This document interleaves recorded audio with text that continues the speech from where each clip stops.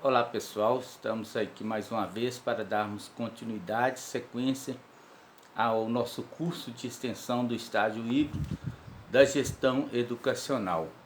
Meu RU é 1313733 e nós estaremos dando continuidade na aula 2, onde nós estaremos falando sobre as implicações do método de administração empresarial na administração na gestão escolar. Para compreendermos as implicações do método de administração empresarial na gestão e na organização do trabalho pedagógico escolar, é necessário uma análise da natureza do trabalho que é desenvolvido na escola, seus princípios, objetivos e métodos. Quando nós entendemos esses princípios, esses métodos que são desenvolvidos na escola, quando nós entendemos esses objetivos, esses métodos são trabalhados dentro da escola, nós conseguimos compreender essas implicações da administração empresarial na gestão escolar. Porque a escola ela tem dois objetivos principais. Primeiro, desenvolver no aluno o conhecimento. Esse aluno precisa de receber o conhecimento, ser educado através do conhecimento, de ser educado através de valores, para que ele seja um aluno estudante, que ele vai chegar na sociedade e vai desenvolver valores, vai desenvolver, trazer uma sociedade, um ambiente dentro da sociedade mais harmônico de se viver. E o segundo objetivo da escola é trabalhar na vida profissional desse aluno, para que esse aluno ele saia para o mercado de trabalho com uma capacidade desenvolvida ali através desse ambiente escolar. Então é preciso entender o que acontece dentro dessa gestão escolar para que conseguimos compreender quais as implicações da administração empresarial que são inseridas nessa administração escolar. Saviani defende que um diretor precisa entender o bom funcionamento da escola e ter clareza da razão central da instituição que dirige.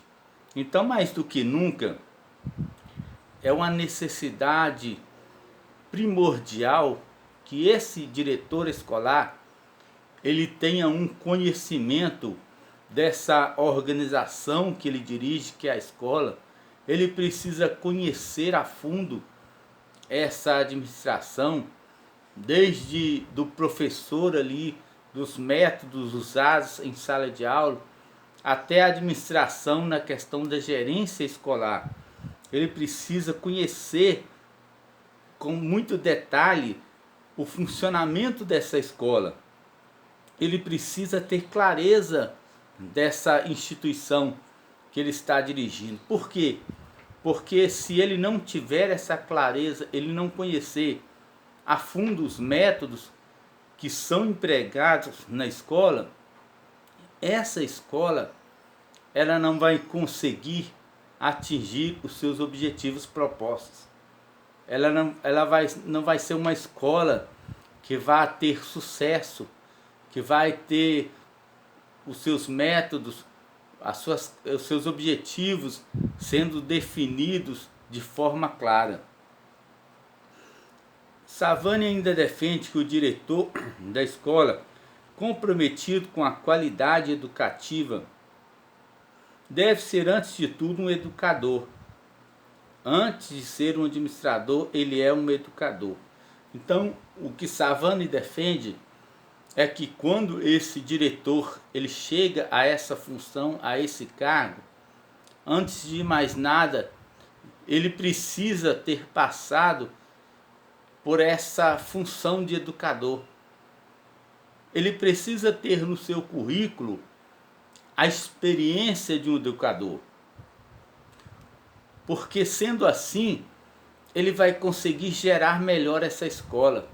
Ele vai conhecer o que se passa dentro de uma sala de aula, para que, ao criar métodos, ao criar princípios para regimentar aquela escola, ele tenha noção muito clara daquilo que ele está fazendo, daquilo que ele está empregando nessa escola. Então ele precisa, antes de ser um administrador, ele precisa ser, antes de mais nada, um educador. Consequentemente, o foco da ação desse profissional deve voltar-se para a organização e o equacionamento das atividades fins, que são os conteúdos, e das atividades meios, que são as formas de aplicação desse conteúdo, caracterizando a relevância delas para o trabalho educativo escolar. Então é preciso que o foco da ação desse profissional, desse diretor, ele esteja voltado para esse modelo de organização.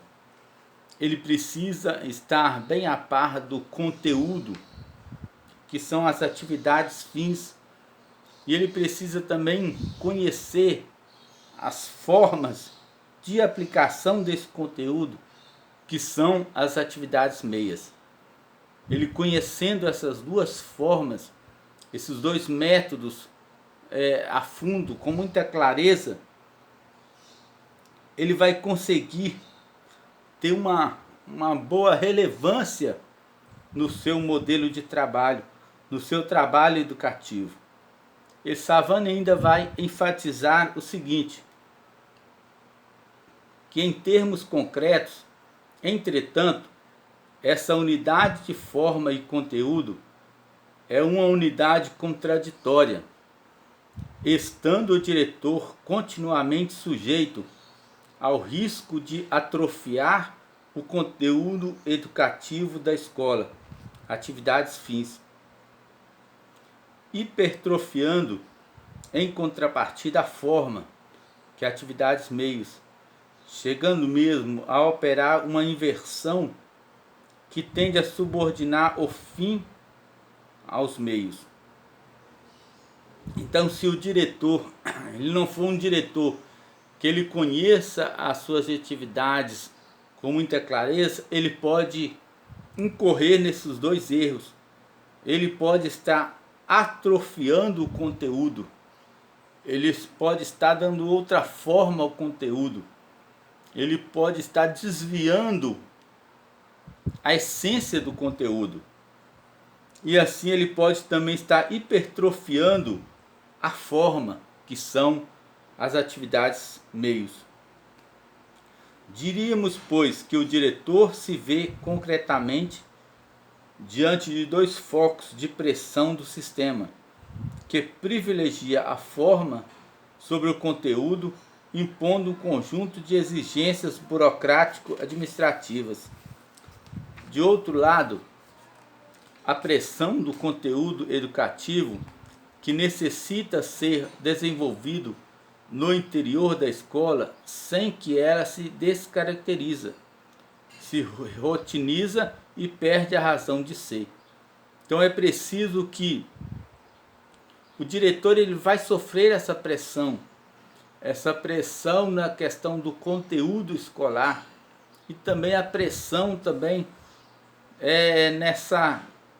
nesse interior da escola, porque se ele não estiver atento a essas questões, ele pode estar descaracterizando essa escola como uma escola que tem o fins educativo.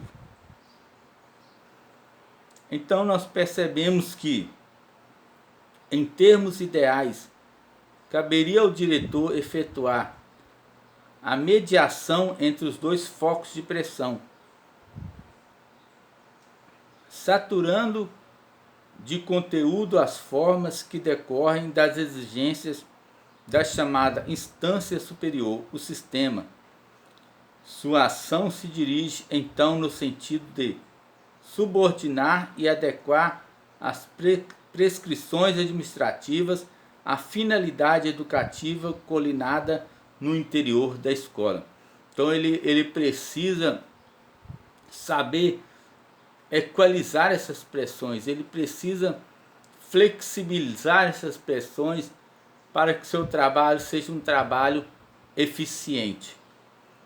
E ainda nós continuamos na visão de Savani, que ele diz ainda o seguinte: na prática, poderíamos mesmo dizer que um diretor será tanto mais educador quanto maior o grau de autonomia que mantém em relação às exigências do sistema, subordinando suas formas aos conteúdos educativos, e será tanto mais administrador quanto menor o grau de autonomia referido, o que o levará, em consequência, a se ater à rigidez das normas superiores, mantendo-as esvaziadas do conteúdo que lhes daria sentido.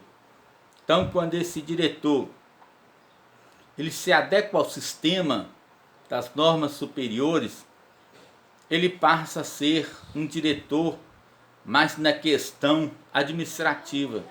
Ele passa a ser um diretor que ele vai estar voltado mais para a questão administrativa. E quando ele entende, né, ele minimiza essa pressão do superior, né, das normas superiores, ele consegue ser, na prática, aí, um educador mais eficiente.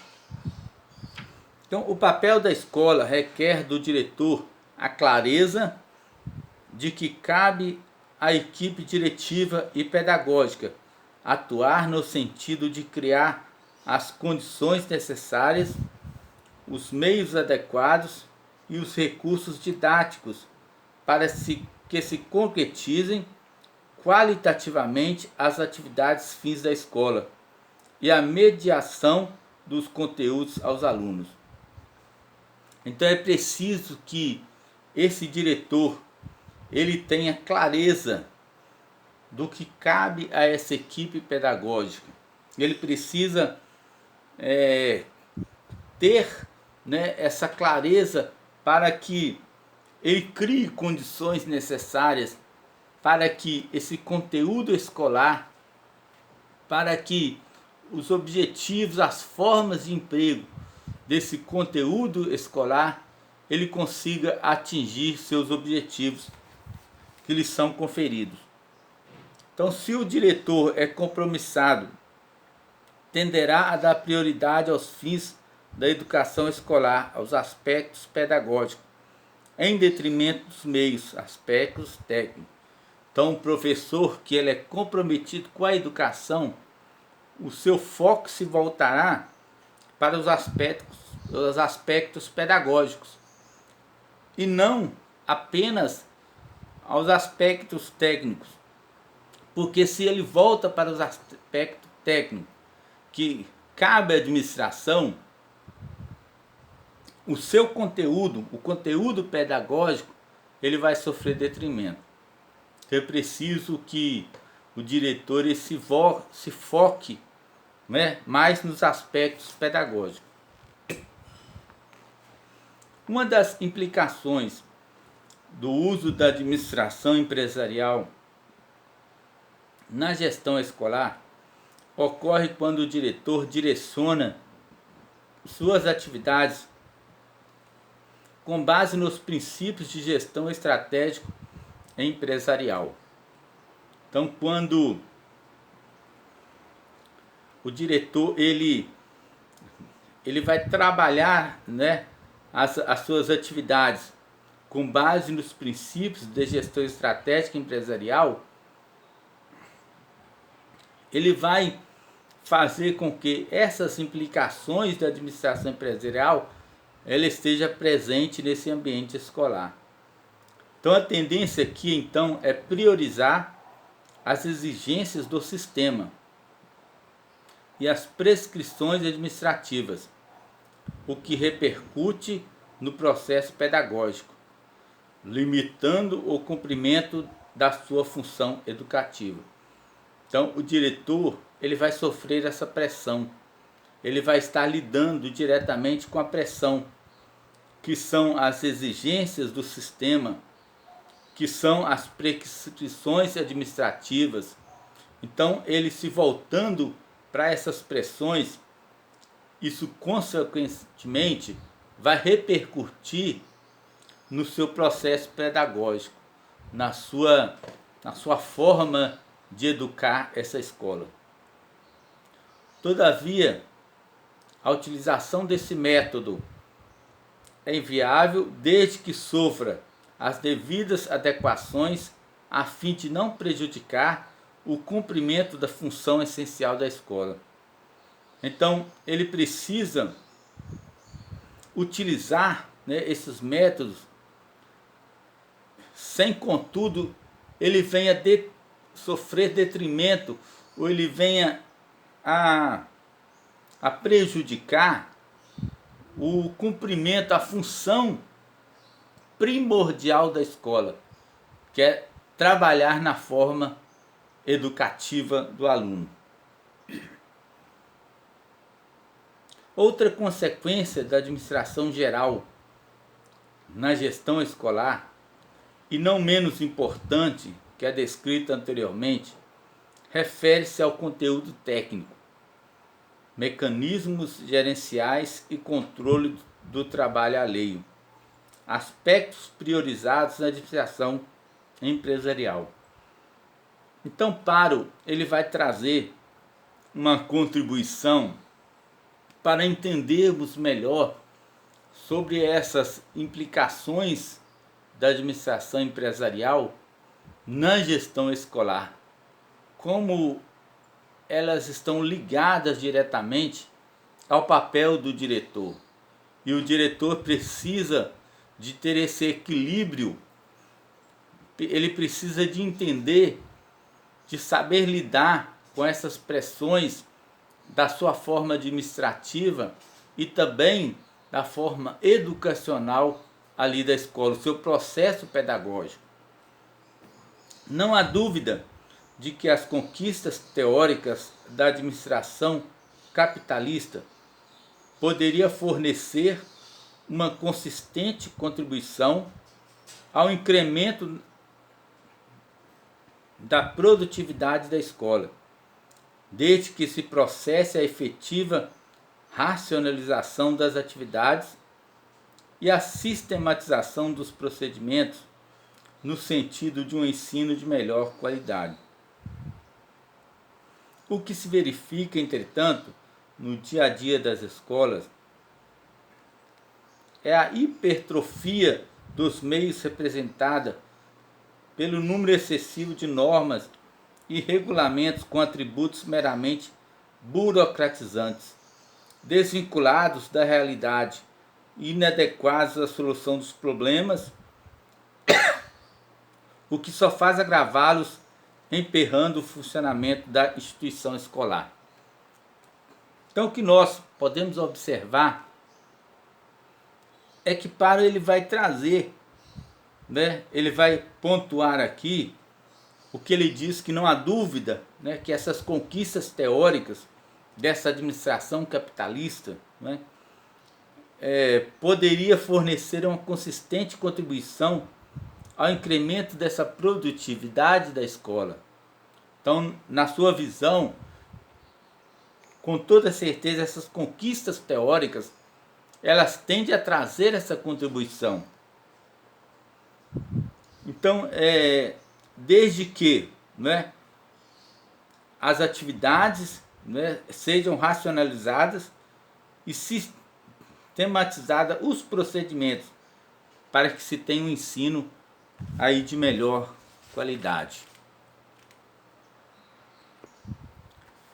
Continuando aqui, nós podemos perceber um exemplo dessa ocorrência se dá quando os princípios utilizados na produção industrial são aplicados acriticamente na escola por meio da pedagogia tecnicista. Normalmente, isso é feito com a justificativa de que se faz necessária uma maior racionalidade na utilização dos recursos disponíveis na escola, como o exemplo aí citado por Paro, né?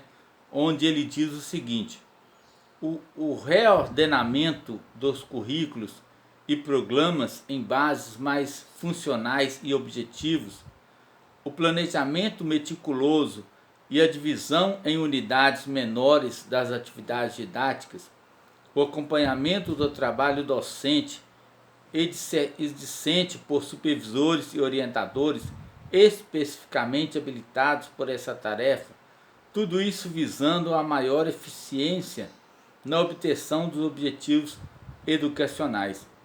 Então, quando se faz esse reordenamento dos currículos, né, esses programas que são aí a base de todo o funcionamento e os objetivos escolares, quando se tem um planejamento eficaz, um planejamento bem trabalhado, né, essa divisão também das unidades, né, separando as atividades didáticas, quando se tem um acompanhamento também desse trabalho docente, né, e também discente, quando se avalia os métodos que são empregados, os resultados dos métodos, as avaliações, os resultados avaliativos, quando se faz esse acompanhamento na vida do aluno, com certeza vai chegar a uma obtenção de muitos objetivos educacionais.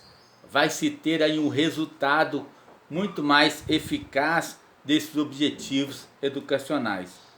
Então, no entanto, os resultados das avaliações feitas pelas próprias escolas e pelos órgãos oficiais mostram que esses procedimentos pouco contribuem para a melhoria da qualidade educativa, comprometendo inclusive a satisfação dos professores no exercício da ação docente. Então, aquilo que Paro ele colocou aqui, né, para nós vemos que na prática os resultados dessas avaliações que são feitas, né, pela própria escola, pela própria instituição escolar e pelos órgãos também, os órgãos oficiais que acompanham, né, essa gestão escolar, essa gestão educacional, que acompanha essa administração escolar, eles mostram, né, com muita clareza que esses procedimentos eles pouco contribuíram para a melhoria do ambiente escolar, né, para a melhoria dessa qualidade educativa, inclusive chegando ao ponto de comprometer a satisfação dos professores.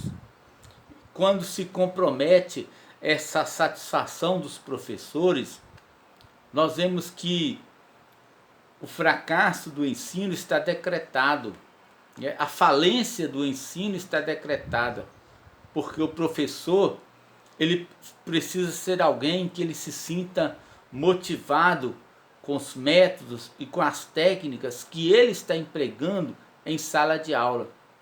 Se ele não tiver esse aval, se ele não tiver esse apoio técnico dos métodos que ele está empregando, ele vai ser um professor que ele vai ter ali a sua satisfação vai ser negativa. Ele não vai ter resultados positivos. E aí o fracasso dessa educação vai ser bem visível nesse ambiente escolar. Então, não queremos dizer a você, né, com essa afirmação, que o trabalho do pedagogo não é importante, muito menos ignorar a relevância do ato de planejar.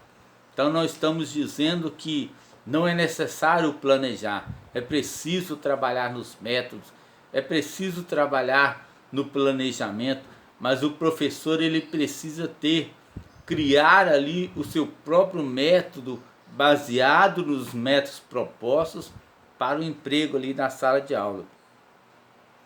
A ação do pedagogo na escola se justifica na medida em que ele atua não apenas no ato de controlar e acompanhar o trabalho dos professores, mas acima de tudo, como articulador do projeto político-pedagógico. Então esse diretor, além dele atuar, não é, nessa área de controle das ações, controle da administração desse ambiente escolar, ele, além dele também dele acompanhar, não é, esse trabalho dos professores, porque é necessário que ele esteja atento a esse trabalho dos professores. Acima de tudo, ele precisa ser um bom articulador para saber lidar com as pressões. Ele precisa ser um bom articulador. Ele precisa ser um articulador desse projeto, né? Esse projeto político-pedagógico. Ele precisa saber flexibilizar as normas que são exigidas pela administração superior. Nesse último processo, ele organiza o trabalho no espaço mais amplo da escola e contribui dessa forma para a construção de um trabalho coletivo com significação para o processo ensino-aprendizagem. Então, algo importante nós precisamos entender sobre tudo isso que nós estamos falando, que nós estamos pontuando aqui durante essa aula. Nós precisamos entender que é grande a importância do planejamento pedagógico na praxis educativa. É necessário que se tenha um excelente planejamento. É necessário que esse planejamento ele seja um planejamento eficaz. Ele seja um planejamento que ele vai conseguir resultados, que vai se obter resultados através desse planejamento, o qual se caracteriza como um processo permanente de reflexão coletiva sobre o trabalho pedagógico e que, portanto, não há justificativa para que seja elaborado por gestores sem a participação efetiva dos professores. Então esse trabalho pedagógico, esse planejamento pedagógico, ele precisa estar inserido ali a participação do professor. O professor ele precisa fazer parte, ele precisa ser integrado ali como um quebra-cabeça desse planejamento pedagógico. Ele precisa estar a par desse planejamento, porque quando for a sua execução em sala de aula, ele vai entender muito mais do seu conteúdo e de como aplicar aquele conteúdo que foi planejado ali, né, nessas atividades pedagógicas. O planejamento deve partir dos problemas detectados na realidade. Deve ser pensado por todos os profissionais e inseridos no projeto político-pedagógico e nos planos didáticos dos professores. Então esse planejamento ele precisa detectar os problemas existentes da realidade. É preciso fazer uma análise, é preciso fazer uma sondagem dos problemas ali que norteiam essa educação, esse ambiente escolar, para que se tenha um planejamento eficaz. E ele deve ser pensado, esse planejamento ele deve ser pensado, ele deve ser elaborado por todos os profissionais participantes, integrantes desse processo pedagógico. Ele precisa, né, de estar inserido, esses profissionais, eles precisam estar inseridos nesse contexto. Eles não podem ficar de fora desse processo político-pedagógico. Os professores, os diretores, os orientadores, todos eles precisam, todos esses profissionais que também fazem parte dessa administração escolar, dessa gestão educacional, eles precisam estar todos coesos, todos unidos nesse planejamento pedagógico. Outro aspecto das implicações do método da administração empresarial na gestão do trabalho pedagógico, conforme Nepário ele vai acrescentar para nós, são as causas da desqualificação do trabalhador e a degradação das atividades educativas. E aí Pário ele fala sobre esses dois problemas que podem acontecer, que estão na tendência de acontecer e que acontece quando, né, quando ele fala desse aspecto, né, das implicações do método da administração empresarial na gestão do trabalho pedagógico, e quando ele fala que quando isso incorre, né, na desqualificação do trabalhador e na degradação das atividades educacionais. Então, são esses dois problemas que podem acontecer, mas que devem ser buscadas alternativas para que isso não aconteça. Veja bem o que Pário diz. Na indústria, a desqualificação do operário deu-se por força da divisão pormenorizada do trabalho que visa a maior produtividade. Na escola, embora não se possa menosprezar a divisão do trabalho como fator de desqualificação profissional, não se deve desprezar também outros aspectos específicos da realidade escolar. Nesse contexto, é justo afirmar que o ponto de partida dessa desqualificação não foi a preocupação com a eficiência da escola, mas precisamente a desatenção para com a degradação de seus produtos, como acontece em qualquer processo de produção. Na medida em que o bem ou serviço,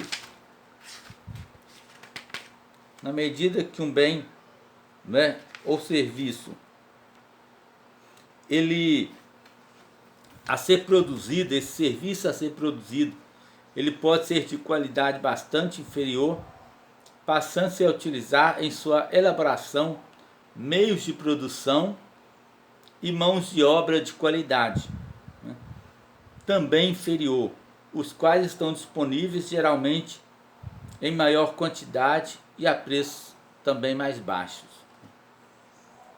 Pário ainda continua dizendo o seguinte: no processo de degradação das atividades do educador escolar,